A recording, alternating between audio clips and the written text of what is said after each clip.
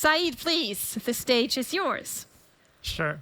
And looking forward to your presentation on new advancements in deep learning to improve visual inspection.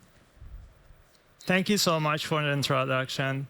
Looks like we have our exclusive Canadian session today because I'm also based off Canada. I work in our R&D center of Musashi AI in Waterloo. So, is moving also? Is this? Okay. So Musashi AI was founded in 2019. Our parent company is Musashi AI Japan. It's just a joint venture with Musashi, Sumitsu, and 6AI. Musashi AI is specialized in gear inspection, shaft inspection, and we also have our own Syndian software platform. Musashi has found that inspection and transfer of the parts each of them is 20% of the workload in the factory environment, and automation of them will help transition the workforce to more value the tasks, because the repetitive task of inspection is prone to errors over time, especially when the inspector is tired. And our 634 AI is sister company is focused on indoor mobility. So Musashi has been manufacturing automotive parts for, Musashi Sumitsu has been manufacturing automotive parts for the past 8 years. And before Musashi AI was founded, Musashi has experimented with a lot of off-the-shelf solution for rule-based machine vision systems. But most of them had failed because of the fact that the parts we have are complex parts, because they require full 360 inspection, and which means that the robot has to move around the part. The parts are not clean. They have a variety of geometries along the part. The list of defects is long, so it's not only limited to porosities. We have to do measurement on the part, and customers usually have their specific requirements in terms of checking the presence of the certain elements and proper installation of them. So that makes it very challenging for typical deep learning or rule-based machine vision algorithm to properly address all of these items. You might ask why we need anomaly detection in machine vision, especially with the advent of deep learning algorithms.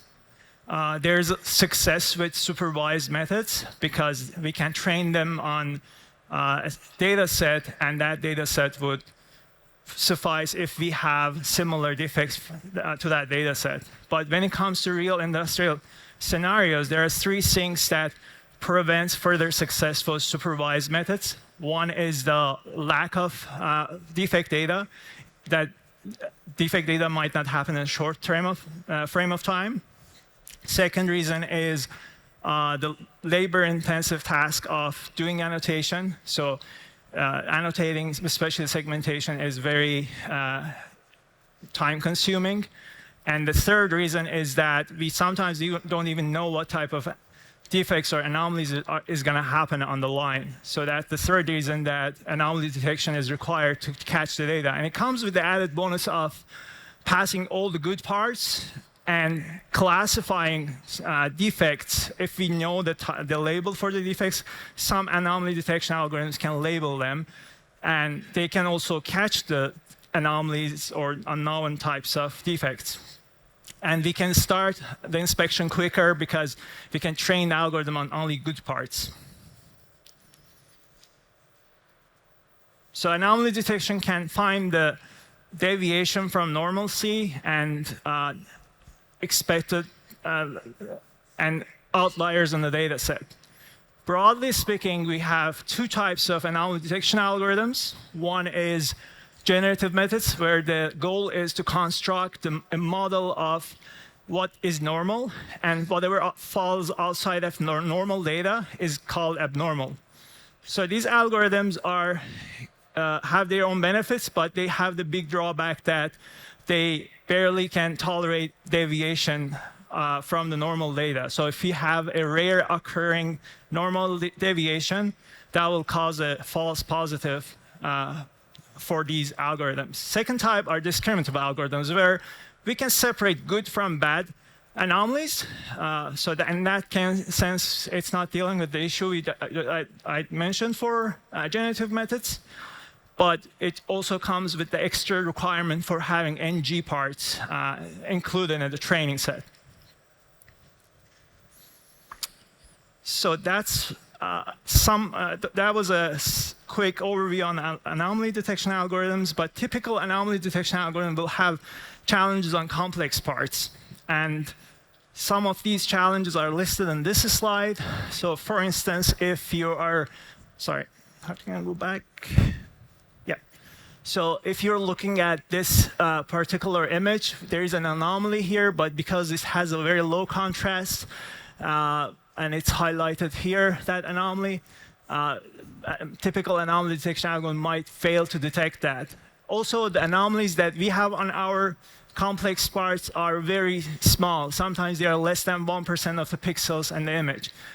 And that's another thing that is vastly different from for off-the-shelf anomaly detection algorithms that are out there. And the third thing is texture variations, because there's parts that their texture changes a lot from one day to other, and that might throw off the anomaly detection algorithm and cause false positives. So as you can see, the texture changes here, and it could cause a false positive or anomaly detection if it's not designed or built for complex parts. So these are the motivations that we had when we started building our own proprietary anomaly detection algorithm. And I'm going to explain a little bit more about some of the fundamentals of data labeling in supervised and unsupervised and semi-supervised deep learning methods.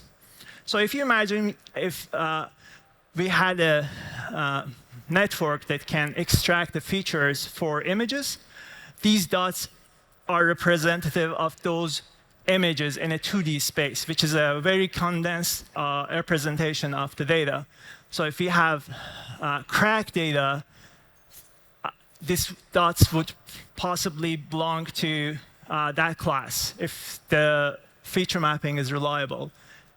And if we have dent data, these dots would possibly relate to that dent data. So each of these dots are a representative of an image. And the porosity, same thing for the third class. So typical unsupervised method would not require human annotation. So what it does, it works based on the similarity of the points. And based on the similarity of the points, it will group them together. So we could draw the lines between them. Another type of data annotation method is supervised, where human expert labels all the data and models train to put them in a group together based on the annotation that is received during training. So it's very strict in terms of whatever falls outside of that defined boundary that happens during the training would not be classified as crack or porosity or dent. And there is a hybrid approach where it's more relaxed in the rules. So we can, and it requires less time in terms of annotation, and it's more forgiving if the sample doesn't necessarily fall inside, but close enough to the boundaries of decision. So with that, let's move on to our workflow for anomaly detection, where we train a generative network to accept an inspection image. What this network does, it will remove the noise or anomalies from the original image. So what you have here is an image without anomaly. So that's a big step toward finding anomalies, because we can do some sort of image subtraction to find an anomaly map. And that anomaly map will be sent to shape analysis and binarization, where the processed anomaly map and secondary threshold are the results. What happens here, we check the size And if certain elements are smaller than the specifications, they will be eliminated. And with the aggregate thresholding algorithm that is special in our anomaly detection, we'll be able to find the accurate boundaries of anomaly. And that allows us for the segmentation when it comes to measurements of the anomalies on the image. The result from this part would be sent to region cropping. So if we find that this is a potential anomaly, it will be sent to region cropping. I'm going to explain further about region cropping in the future slides. But what is the output of region cropping is a smaller image that is cut from the large image. And that small image is being sent to a type of classifier called pseudo one-class classifier.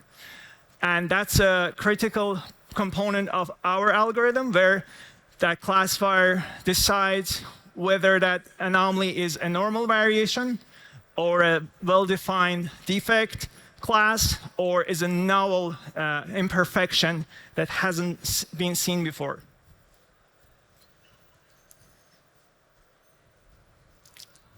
So we talked about supervised, unsupervised, generative, and discriminative. That model over there is an unsupervised and generative algorithm, if we go back to the definitions I provided earlier. And this model here is a semi-supervised and discriminative algorithm. So we are taking advantage of both of the definitions we had earlier. So that's a big differentiator factor for us when it comes to comparing our methodology to other anomaly detection software out there. So going back to pseudo one-class classifier that I showed in the previous slide, I'm going to provide more details on how it works and why is it special. So if you imagine that we map the samples for feature space, similar to the dummy example I provided earlier, the OK class is indicated by green, red class, NG class is indicated by red, and the x-axis is the confidence. So a typical binary classifier would allocate or assign the high confidence samples to the related class. So an OK class will include the data inside of the green circle, and bad class will include the data on the red circle. And the question remains what happens to the entries in the middle, which have low confidence. That's where our method comes into play, where it classifies and assigns the label of novel anomaly to them. And this is something that we have developed in-house, and it's patent pending. So we have now the three things that we wanted to differentiate: OK variations, well-known defects, and novel imperfections. So region cropping works by taking a binary anomaly mask after binarization and tries to work with the boundaries of these masks. In order to process the anomalies and send it to classification network, we somehow have to fit them into the fixed input size for the classifier. Two traditional methods for that were either crop a fixed window size around the anomaly, or crop a small confined box around the anomaly and then resize that to fit box A. So option A and option B, where we crop it and then resize the image. Both of them have their own drawbacks. First one includes too much context for small anomalies. It might be misleading for the classification network. We'll have degradation when it comes to classification. And the second one, we are basically changing the aspect ratio and appearance of the anomaly. So that's not a good thing when it comes to classification accuracy.